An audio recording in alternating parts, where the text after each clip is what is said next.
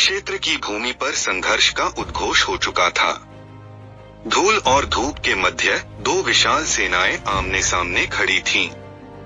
परंतु एक योद्धा ऐसा था जो बाहरी युद्ध से अधिक अपने अंतर्मन के द्वंद्व में उलझा हुआ था।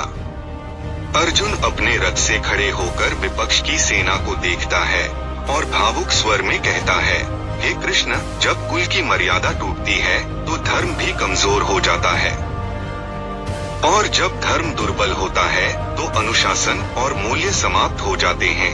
अर्जुन की दृष्टि के आगे केवल सैनिक नहीं बल्कि एक संभावित भविष्य था।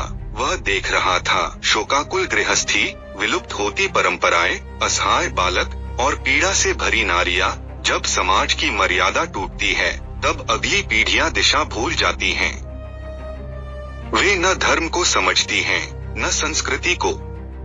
अर्जुन युद्ध भूमि में केवल शरीरों को नहीं देख रहा था बल्कि वह उन पीढ़ियों को देख रहा था जो इस संघर्ष के बाद अंधकार में डूब सकती हैं। हे माधव, क्या मैं भी इस पतन का कारण बनूंगा? राज्य, वैभव और विजय सब कुछ अर्थहीन लगने लगा था अर्जुन को। यदि अपने ही स्नेहीजनों को परास्त कर मुझे राज्य मिले तो वह राज्य कैसा? अर्जुन वेदना से कहता है, क्या मैं इतना भ्रमित हो गया हूँ कि अपने अपनों के विरुद्ध खड़ा हो गया हूँ? यह मेरी आत्मा के लिए क्लेशकारी है। प्रभु, चारों ओर जहाँ एक ओर युद्ध की तैयारी थी, अर्जुन के भीतर एक मौन हो चुका था।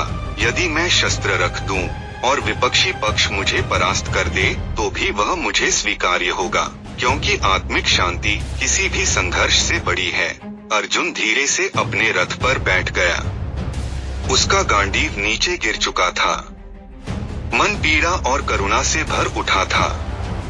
और अब वह क्षण आने वाला था जब श्री कृष्ण बोलेंगे और संपूर्ण मानवता को गूढ़ ज्ञान की ओर ले जाएंगे।